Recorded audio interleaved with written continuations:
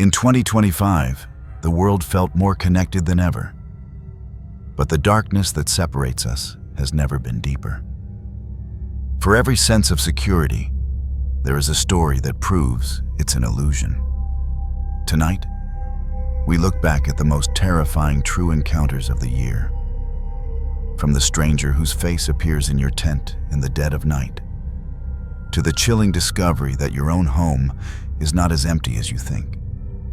These are the 10 stories that reminded us to fear the living. For Jenna, moving to Portland was supposed to be the first real chapter of her adult life. Armed with a newly minted graphic design degree and a job offer from a small but promising agency, she felt an exhilarating sense of possibility. The only obstacle was the city's notoriously brutal rental market. Every decent apartment was either astronomically expensive or snatched up within minutes of being listed. After weeks of fruitless searching, her savings dwindling, she stumbled upon an ad on a local community forum that seemed too good to be true. A furnished room for rent in a quiet suburban house for a fraction of the going rate. The ad was posted by the homeowner, a man named Arthur, who explained in his post that he was a quiet professional just looking for a roommate to help with the bills and keep the house from feeling so empty. During their initial video call, Arthur seemed fine. He was a man in his mid-30s, short and unassuming, with a friendly, almost boyish smile. He gave her a virtual tour of the house, a clean, modest 2-bedroom bungalow. He seemed pleasant, if a little socially awkward. Against her better judgment and the worried advice of her parents, Jenna's desperation won out. She told him she'd take it. The first few days were uneventful. The house was quiet, almost unnaturally so. Arthur worked odd hours and mostly kept to himself. On her 3rd night, he knocked on her door and invited her out for a welcome to the neighborhood drink. Jenna politely declined, explaining she had an early start at her new job. A flicker of something, disappointment, maybe even annoyance, crossed his face before it was replaced by that same placid smile. "Of course," he said. "Another time, then." He lingered in her doorway for a beat too long before finally retreating down the hall. A week later, Jenna was doing laundry when she noticed her favorite gray sweater was missing. It was a soft, oversized wool cashmere blend she'd splurged on, her go-to comfort item. She was sure she had put it in the hamper. She searched her room, the laundry room, even retraced her steps from the day before, but it was gone. She eventually chalked it up to the chaos of moving, assuming it must have gotten lost in a box or left behind at her old place. Still, a small, nagging voice in the back of her mind felt a prickle of unease. The feeling of being watched was subtle at first. She'd be cooking in the kitchen and get the sense that Arthur was observing her from the hallway. She'd come home from work to find small things in her room slightly out of place. A book squared on her nightstand that she'd left at an angle. A pillow fluffed that she hadn't touched. It was nothing she could prove, just tiny inconsistencies that made her feel like her space wasn't entirely her own. Deciding she was being paranoid but needing peace of mind, she went to the hardware store and bought a simple chain lock for her bedroom door. That afternoon, while Arthur was out, she installed it herself. The small piece of metal gave her an inordinate sense of security. That night, she was woken from a deep sleep by a sound at her door. A soft, metallic jiggle. Someone was turning her doorknob, slowly, quietly, trying not to make a sound. She lay perfectly still, her heart a trapped bird beating against her ribs. Then she heard a soft thump, followed by the faint, telltale rattle of the new chain lock being tested, stretched taut as someone on the other side applied gentle, steady pressure. She squeezed her eyes shut, feigning sleep, every muscle in her body screaming. The pressure on the door held for a long, agonizing moment. and then it was gone. She heard soft, retreating footsteps fade down the hallway. She didn't sleep for the rest of the night. The next morning, she emerged from her room, exhausted and on edge.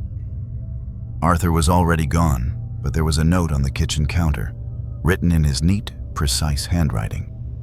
It read, "House rule. No unauthorized alterations to doors or locks.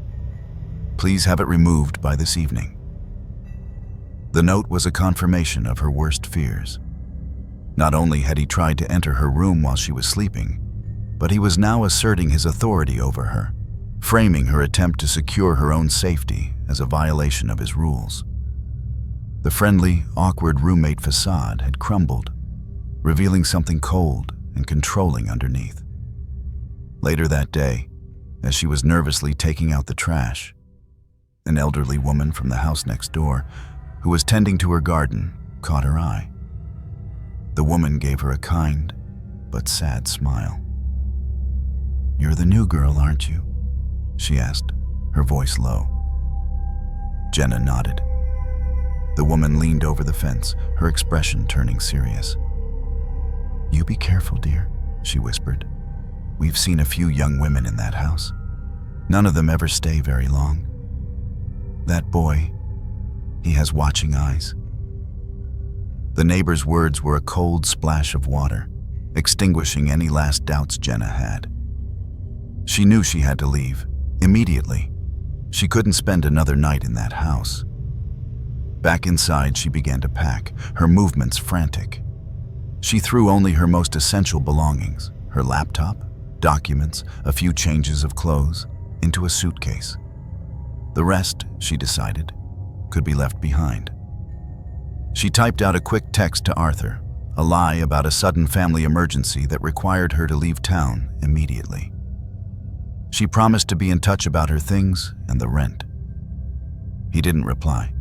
She carried her bags to her car, her eyes darting nervously towards the front door, half expecting him to appear at any moment.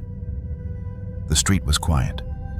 She threw her suitcase in the back, got into the driver's seat, and started the engine. As she was about to pull away from the curb, the front door of the house opened. Arthur stepped out onto the porch. He didn't run or yell. He just stood there, watching her. But it was what he was wearing that made the air leave Jenna's lungs in a silent scream. He was wearing her gray sweater, her soft, oversized wool cashmere sweater. It was stretched tight across his shoulders, the sleeves too short for his arms. He looked directly at her, his face devoid of its usual smile, replaced now by a look of calm, proprietary ownership. As she stared, frozen in horror, he slowly, deliberately, raised a hand and stroked the sleeve of the sweater, his eyes never leaving hers. It wasn't a threat. It was a statement. This is mine now, just like everything else in this house. Jenna stomped on the accelerator, the tires squealing as she peeled away from the curb. She didn't look back. She drove until the city was a distant glow in her rearview mirror, not stopping until she was safe at a friend's house 3 hours away.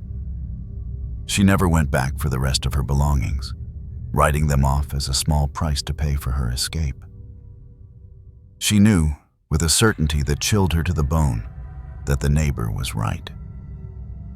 She wasn't the first girl to rent that room, and she was lucky, so incredibly lucky, that she hadn't been the last. Sometimes the danger isn't the person you live with, but the one you meet by chance. A stranger whose true intentions are hidden behind a friendly smile and an offer you can't refuse. For their 5th wedding anniversary, Liam wanted to give his wife, Chloe, a perfect escape. He booked a secluded, modern A-frame cabin deep in the Blue Ridge Mountains of North Carolina. A place he'd found on Airbnb that promised panoramic forest views and absolute tranquility. The cabin's main selling point was its architecture.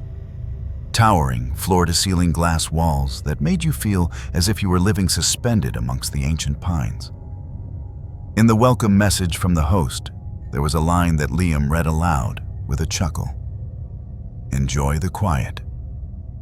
You might hear the forest talking at night.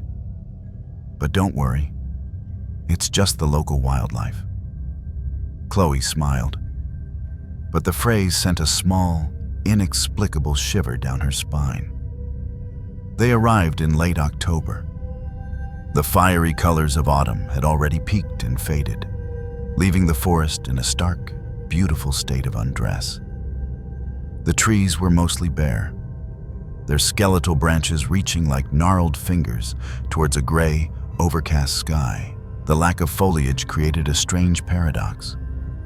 The woods felt more open, yet somehow more exposed, as if the forest's secrets were laid bare for anyone, or anything, to see. On their first afternoon, they took a walk along a small trail that snaked away from the cabin.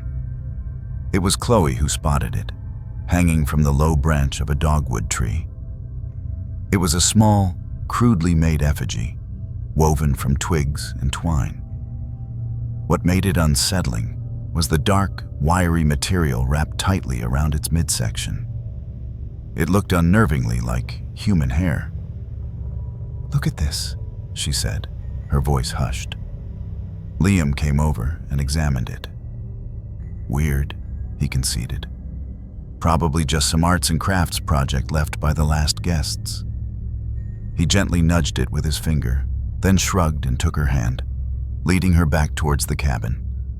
But Chloe couldn't shake the image from her mind. That night, they sat in the living room.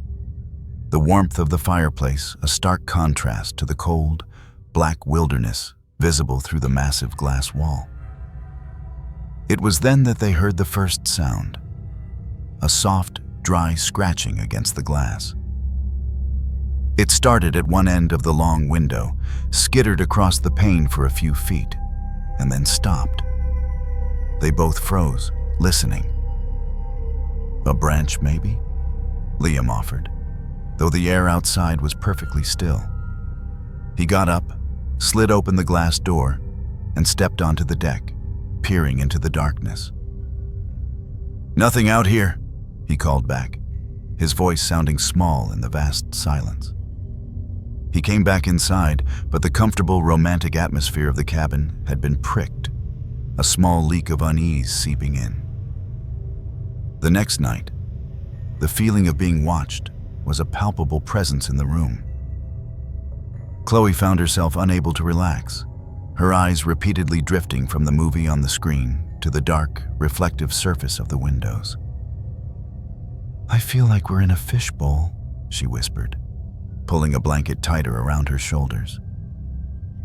The cabin's most beautiful feature had become its most terrifying. The lofted bedroom, situated at the very peak of the A-frame, had a massive, triangular window that looked directly out at a colossal, ancient pine tree, its thickest branches almost close enough to touch the glass.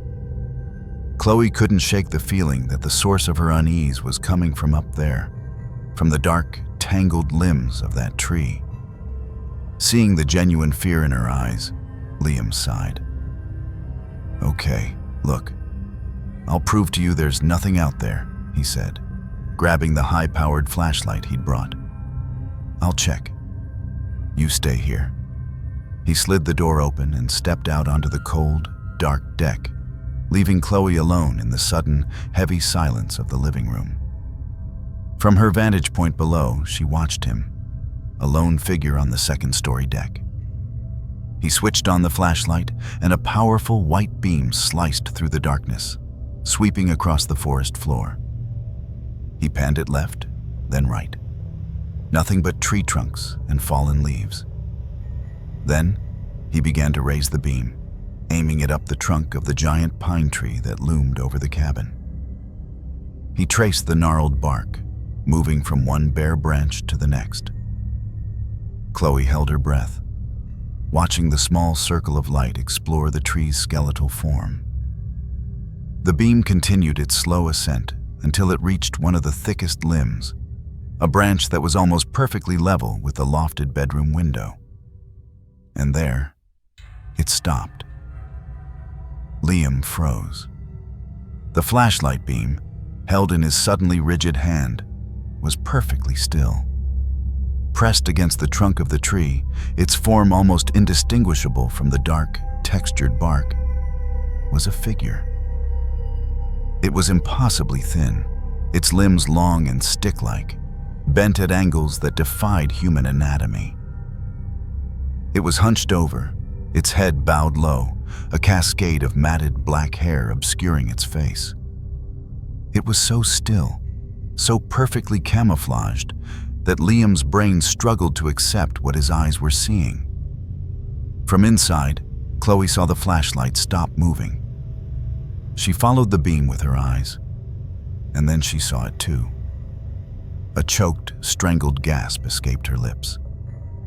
The sound, though small, seemed to echo in the silent night. And it was that sound that made the creature move. It didn't climb down. It didn't scurry away.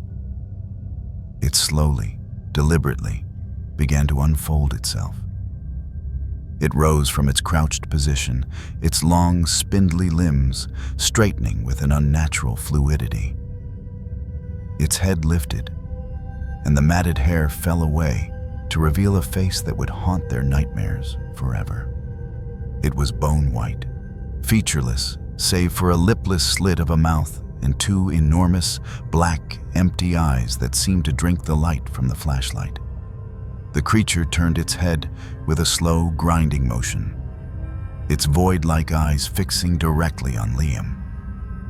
The spell was broken. Liam let out a choked cry, fumbled with the flashlight, and plunged the scene back into darkness. He scrambled backward, sliding the glass doors shut and slamming the lock into place. "Chloe, get away from the window," he screamed, his voice raw with terror. They didn't stay in the living room.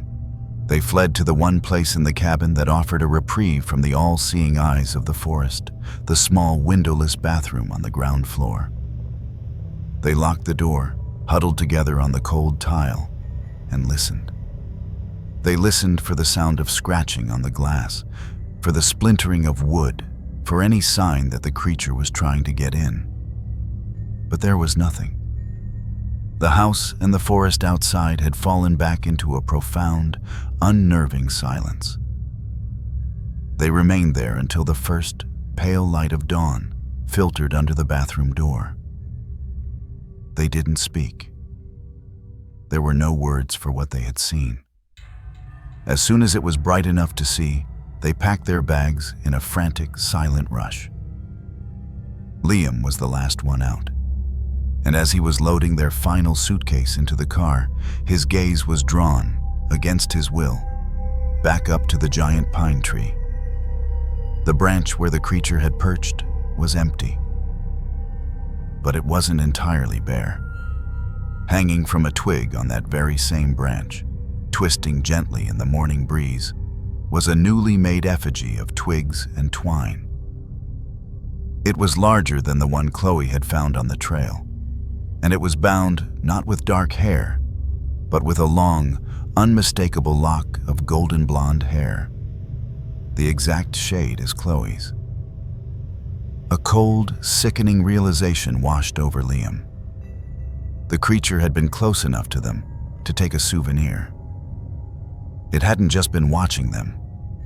It had been marking them, leaving a chilling message that it had seen them, and that it would remember them. The most terrifying monsters aren't always the ones hiding in the woods. Sometimes they're the ones answering your ad online, waiting for you to come to them. For 10-year-old Noah, being left home alone was a badge of honor. It was a sign that his parents, after years of treating him like a kid, were finally starting to see him as responsible. His mom and dad were attending a late dinner party on a Saturday night in late August, and the original plan was for them to be home by midnight. But just as Noah was settling in for a night of unlimited video games and forbidden junk food, the house phone rang. It was his mother, her voice tinny and apologetic. A summer thunderstorm had rolled in unexpectedly. and their friends were insisting they stay the night rather than risk the slick, dark roads. "I'm so sorry, sweetie," she said. "Will you be okay?" Noah, puffing his chest out with a newfound sense of maturity, assured her he would be perfectly fine. "Just make sure all the doors are locked and the blinds are closed before you go to bed," she instructed, her voice laced with a worry he was determined to prove unnecessary. He followed her instructions, or at least he intended to. After a final victorious round of his favorite game, the sugar crash from a bag of gummy worms hit him hard. He stumbled from his desk chair to the living room couch, telling himself he'd just rest his eyes for a minute. He woke up hours later, not to an alarm, but to a profound and unsettling chill that had settled deep in the house. The television was broadcasting the faint, gray static of a dead channel, and the digital clock on the cable box glowed with the numbers 2:14 a.m. The air was cold, not like the conditioned air from the AC unit, but a damp, heavy cold that felt like it was seeping in from outside. Remembering his mother's words, he slid off the couch, his bare feet recoiling from the cold hardwood floor. He padded through the silent house, a small soldier on patrol. He checked the front door first. The deadbolt was securely in place. He moved through the dining room towards the back of the house, his unease growing with every step. The back door, a sliding glass door that led to the patio, was the one his father was notoriously obsessive about locking. Yet, as Noah approached, he could see a thin, black vertical line where there should have been none. The door was ajar, open just enough for the cold, rain-scented night air to bleed into the house. A jolt of fear, sharp and electric, shot through him. He quickly slid the door shut and fumbled with the lock, his fingers clumsy. He listened, his ears straining for any sound from the dark, wet backyard, but heard only the distant rumble of the storm. He tried to rationalize it. His mom must have left it unlocked by accident before they left. It was a simple mistake. Reassured but still unsettled, he made his way upstairs to his bedroom at the end of the hall. He lay in bed, the blankets pulled up to his chin, but sleep wouldn't come. The silence of the house, which had felt like freedom just hours earlier, now felt vast and menacing. It was in that heavy silence that he began to hear the sounds. They were faint, almost too quiet to be sure of at first. A soft thump from the kitchen downstairs, like a refrigerator door closing gently. A moment later, the delicate clink of a glass being set down on the granite countertop. He sat up in bed, his heart starting to beat a little faster. They came home, he thought, a wave of relief washing over him. The storm must have passed, and they decided to drive back after all.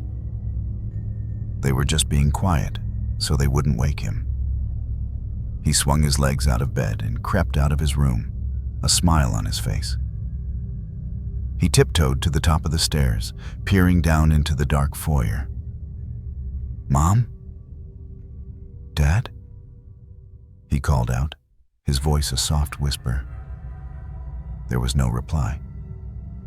He crept down the stairs, each step a loud creak in the otherwise silent house. When he reached the bottom, he looked towards the kitchen. It was a cavern of shadows. The only light a pale, milky glow from the street lamp outside filtering through the window above the sink. And in the center of that pale light, a tall, slender figure stood with its back to him, staring into the open refrigerator. Noah froze, his hand gripping the banister. That wasn't his father. This man was taller, leaner, his silhouette sharp and angular in the dim light. A primal fear, cold and suffocating, seized him. He tried to open his mouth to scream, but no sound would come out. He took an involuntary step backward, and his foot landed on a loose floorboard. It let out a loud, groaning creak that seemed to shake the entire house. The figure in the kitchen didn't startle. It didn't spin around. It simply, slowly, turned its head, its face remaining obscured in the deep shadows. The refrigerator door swung shut with a soft click, plunging the room into near total darkness. The man's voice, when it came, was not a shout or a threat. It was a deep, calm, almost gentle murmur, devoid of any surprise. "Go back to your room, Noah." The sound of his own name, spoken by this complete stranger in the dark of his own home, was the most terrifying thing Noah had ever experienced. It shattered his paralysis. He didn't question it, didn't speak. He just turned and ran, his bare feet slapping against the wood as he scrambled back up the stairs.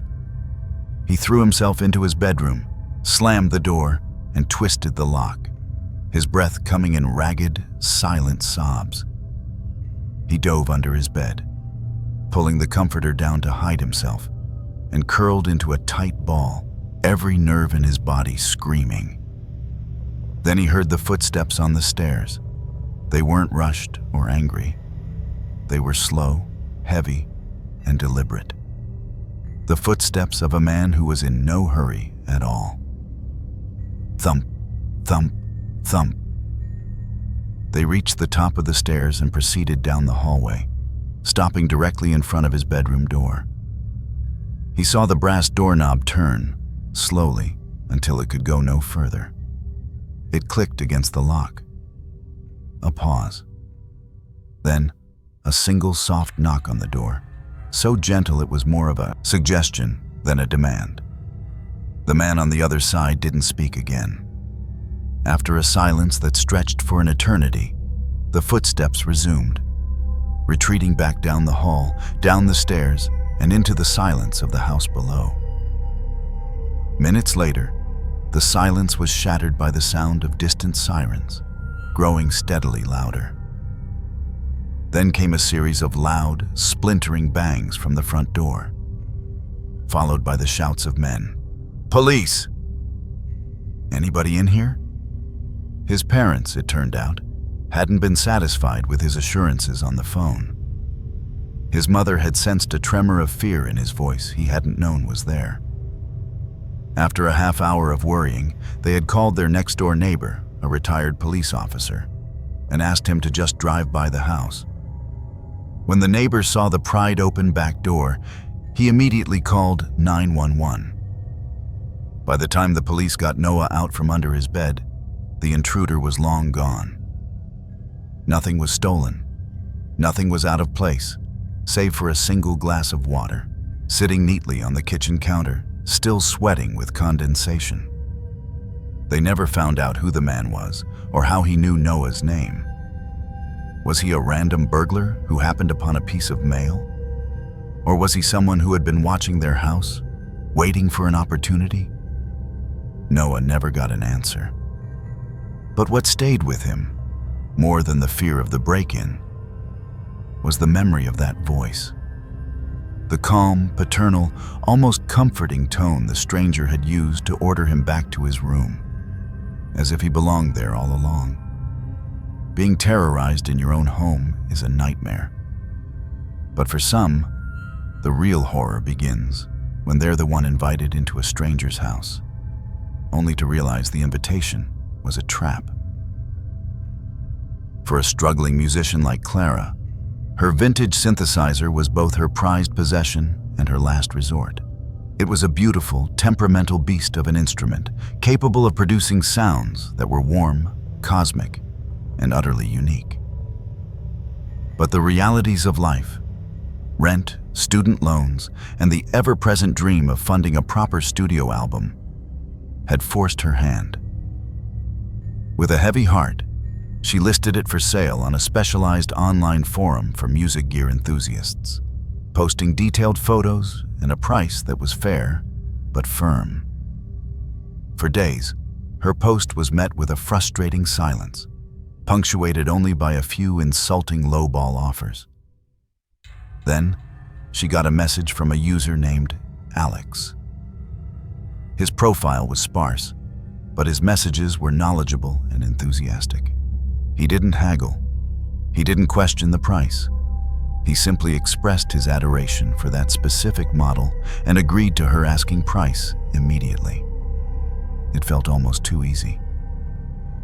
He suggested they meet that Friday evening in the parking lot of a 24-hour Myers supermarket, a bright public space that seemed safe enough. Clara, feeling a surge of relief, agreed. Her best friend Zoe, a fiercely pragmatic and protective person, insisted on coming along. "No way are you meeting a stranger from the internet alone with $3,000 worth of equipment in your car," she had stated, her tone leaving no room for argument. On Friday evening, a cold, miserable rain was falling over the industrial suburbs of Detroit. The city lights smeared across Clara's wet windshield as she drove, the precious synthesizer carefully wrapped in blankets in the back seat. 30 minutes before their scheduled meetup, her phone buzzed. It was a message from Alex. "Hey, this Meyer lot is a madhouse. Super crowded and noisy, hard to inspect the synth properly. I know a better spot, much more private, just a couple blocks from there. Old cannery factory lot. It's huge and empty. Sound good?" Zoe, reading over her shoulder, immediately shook her head. "Nope, absolutely not. Red flag, Clara. We stick to the plan." "Zoe, come on," Clara argued, the prospect of the sale making her optimistic. "He's probably right. It would be easier to test it out somewhere quiet. Let's just drive by. If it looks sketchy, we leave." Reluctantly, Zoe agreed. The address Alex sent led them away from the commercial strip and into a decaying industrial park. The streets were slick with rain and poorly lit, lined with chain-link fences and the dark, hulking shapes of dormant warehouses. The cannery factory was a skeletal ruin, its windows shattered, its brick walls covered in faded graffiti. The parking lot was a vast, empty expanse of cracked asphalt, the size of a football field. The only light came from a single, stuttering street lamp at the far end of the lot, which cast a sickly, flickering orange glow. Parked deep in the shadows, almost 100 yards away from the entrance, was a single dark-colored sedan. "No," Zoe said, her voice firm. "This is a horror movie opening scene. We're leaving." "Let's just park here by the entrance," Clara pleaded, pulling her car directly under the relative safety of the flickering street lamp. "I'll text him and tell him to come to us." She sent the message, her hands feeling slick with sweat. The reply came back almost instantly. "My girlfriend is with me. She's a little nervous about getting out of the car in a strange place. Can you just drive over to us? We're right here." The appeal to another woman's sense of security was a clever, disarming tactic. Against Zoe's silent but furious glare, Clara sighed and put the car in drive, her own unease now a heavy knot in her stomach. She drove slowly across the deserted lot, the sound of her tires crunching on loose gravel echoing in the oppressive silence. She parked 2 spaces away from the dark sedan. A moment later, the driver's side door opened, and a man stepped out. It was Alex. He was young, probably their age, and had a friendly, non-threatening smile. He gave a small, reassuring wave. Clara rolled her window down partway. "Hey, sorry about the location change," he said, his voice cheerful. "Just wanted to make sure we had space." As he walked towards her window, the passenger door of his car opened, and a young woman got out. She had long, dark hair and a nervous smile, and she lingered by their car, half hidden in the shadows. Alex began asking technical questions about the synthesizer, his knowledge seeming to confirm his legitimacy. Clara started to relax. Maybe Zoe had been overreacting. It was Zoe, however, who saved them. While Alex was talking, her eyes drifted to the side view mirror, and what she saw made her blood turn to ice. The girlfriend, Sarah, wasn't just nervously standing by their car. In the dim, flickering light, Zoe could see her hands. She was slowly, methodically, pulling on a pair of tight, black leather gloves. Zoe didn't scream. She didn't gasp. She dug her fingernails into Clara's arm, a silent, urgent signal of pure terror. Clara, startled, followed her friend's terrified gaze to the mirror and saw it too. The friendly pretense of the situation shattered, replaced by a sudden, horrifying clarity. This was a trap.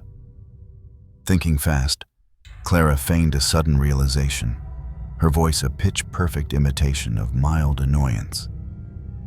"Oh, you know what? I'm so sorry. I completely forgot the power cable," she said, slapping her forehead. "It's a specific voltage. It won't work without it. My place is only like 20 minutes from here. Let me just run back and grab it." The change in Alex was instantaneous and absolute. The friendly, music nerd persona vanished, as if a switch had been flipped. His smile dissolved, and his eyes went cold and flat. "I don't think so," he said, his voice dropping to a low, menacing tone. He placed one hand firmly on the roof of her car, the other gripping the top of her partially open window, his knuckles white. He was blocking her exit. And in that precise, terrifying moment, both of the back doors of the dark sedan swung open. Two large, shadowy figures emerged from the back seat, where they had been lying in wait, hidden in the darkness. They weren't kids. They were big men, dressed head to toe in black, and they began to advance on the car. Clara didn't hesitate. She slammed the gear shift into reverse and stomped on the gas. The car lurched backward, the open driver's door catching Alex by surprise and sending him stumbling to the pavement.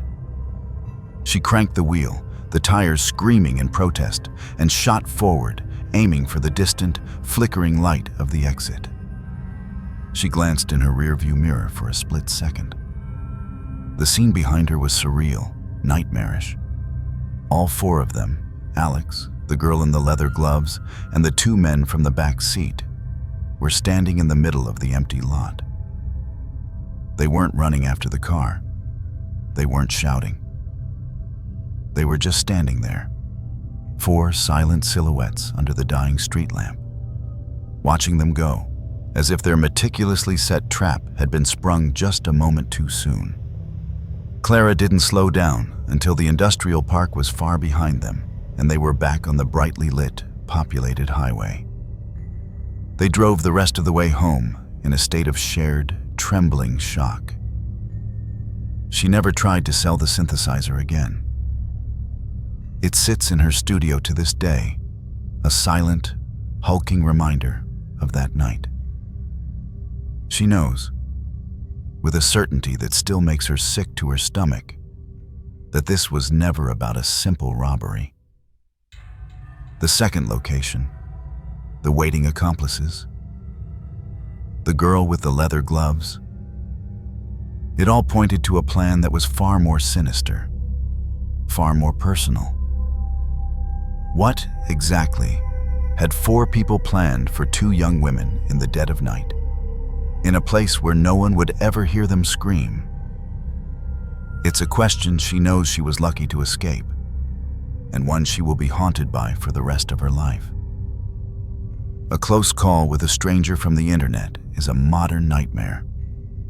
But sometimes, the greatest danger comes not from a stranger, but from someone you once knew. A familiar face from the past, waiting for you at a party where you are the main event. For Ethan and Ben, their annual camping trip was a sacred tradition. Ever since they were kids, The last week of September was reserved for them.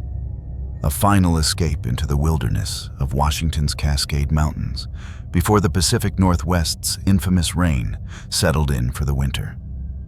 Ethan, a seasoned outdoorsman, was the stoic leader, his movements practical and efficient. Ben, a writer, was the observer, more attuned to the atmosphere of the woods, and perhaps more susceptible to its darker whispers. Their chosen spot was a secluded cove on the shore of a deep, glacial lake, miles from any official campground, a place they had returned to for years. The first night was a familiar comfort: the sharp, clean scent of pine, the crackle of the campfire, the taste of cheap whiskey. It was a ritual that washed away the stresses of their city lives. As darkness fell, enveloping their small circle of light in a vast, profound blackness, Ben, his voice lowered, brought up a story he'd read on a local hiking forum. "Have you ever heard of the fire watchers?" he asked, poking at the logs with a stick. Ethan scoffed, not looking up from the fish he was gutting. "Some internet ghost story?" "Ben, we've been coming here for a decade. The scariest thing out here is a wet tent." "No, it's different," Ben insisted. "The legend says there are people who live out here, off the grid. Hermits, maybe something else. They say they're drawn to campfires, that they just watch you from the darkness." It was right as he finished his sentence that a strange, acrid smell drifted into their campsite. It was the unmistakable scent of burning meat, but with a sharp, resinous undertone of wet pine. It was gone as quickly as it came, replaced by the normal, earthy smell of the forest. "Guess someone's having a better dinner than us," Ethan grunted, though they both knew there were no other campers for miles. A few minutes later, a new sound cut through the night, echoing from the far side of the lake. It was a high-pitched, warbling whistle, a simple, haunting three-note melody repeated over and over. It wasn't a bird, not at this time of night. It wasn't any animal they could identify. It sounded almost human, yet utterly alien. The sound sent a prickle of unease up Ben's spine. He grabbed his high-powered flashlight and swept the beam across the opposite shore. For a brief, dizzying second, the light caught something. An upright, vaguely human shape standing motionless between two fir trees. But as he tried to focus the beam back on the spot, it was gone. "Did you see that?" he whispered. "I saw a weird-looking tree stump, Ben," Ethan said, his voice laced with a gentle mockery that did little to calm Ben's nerves. "Let's just eat." They finished their meal in a tense silence, the cheerful atmosphere of their reunion now strained. Deciding to turn in early, they doused the fire until only a bed of glowing red embers remained. Ben zipped himself into his tent, but sleep felt a world away. Every rustle of leaves, every snap of a twig, sounded like an approaching footstep. Eventually, however, the rhythmic lapping of the lake and the sheer exhaustion of the hike lulled him into a fitful sleep. He was woken later by an unnerving silence. The familiar, nocturnal chorus of crickets and frogs had ceased completely. The woods were dead quiet, and in that heavy, unnatural silence, he heard a new sound, a soft, delicate shuffling just outside the thin nylon wall of his tent. He held his breath, every nerve ending screaming. It wasn't an animal. The sound was too light, too deliberate. Then a shadow fell over his tent. The faint orange glow from the fire's dying embers outside cast a perfect silhouette against the fabric. It was the shape of a human head and shoulders. It was tilted at an inquisitive angle, and it was perfectly, utterly still. Someone was standing a few feet from where he lay, peering down at his tent. A strangled cry escaped Ben's lips. "Ethan!" he screamed, his voice a raw, terrified croak. The shadow vanished instantly. He heard a single, soft footstep, and then nothing. A moment later, his own tent zipper was ripped open, and Ethan stood there, silhouetted against the embers, a small hatchet clutched in his hand. "What is it? What did you see?" he demanded, his eyes scanning the dark clearing. "There was someone here," Ben stammered, scrambling out of his sleeping bag. "Right here, standing over my tent." They searched the campsite, their flashlight beams cutting frantic, overlapping arcs through the darkness. There was no one. The only tracks were their own. "Ben, look. You were probably just dreaming," Ethan said, trying to sound reasonable, but his own voice was tight with tension. "This whole fire watcher thing got in your head." "No, it wasn't a dream," Ben insisted, his voice trembling. "I saw him. He was right." He stopped, his words catching in his throat. He pointed a shaking finger towards the fire pit. "Look." Ethan followed his gaze. The embers still pulsed with a dull, red heat. But in the center of the pit, placed with a bizarre, ceremonial care, was a small, dead bird. It was a junco, its tiny body laid out on the hot coals. Its feathers were singed, and a thin, greasy wisp of smoke curled up from its breast, carrying with it that same sickeningly sweet smell of burnt meat and pine.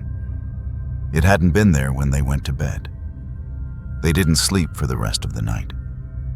They rebuilt the fire into a roaring blaze and sat back to back, Ethan with his hatchet, Ben with his largest fishing knife, watching the impenetrable wall of darkness that surrounded them.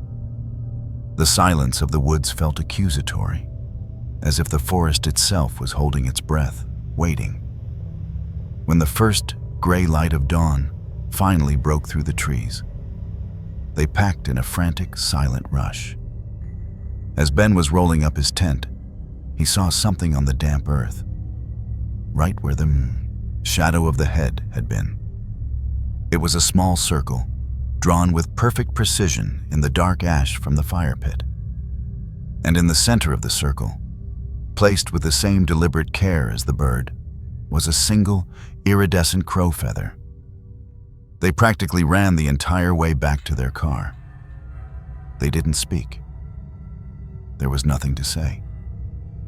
The offerings, the bird on the embers, the feather in the ash circle, were a clear and terrifying message. They had not been alone. They had been watched, tested, and judged by something in those woods. Was the local legend real?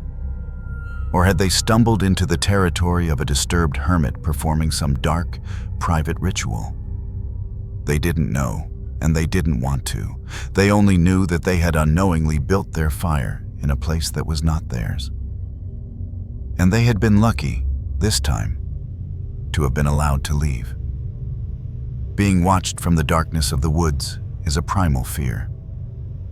But sometimes, the most chilling threats don't come from the wilderness, but from the quiet suburbs, in the form of a familiar face with an unfamiliar, terrifying secret.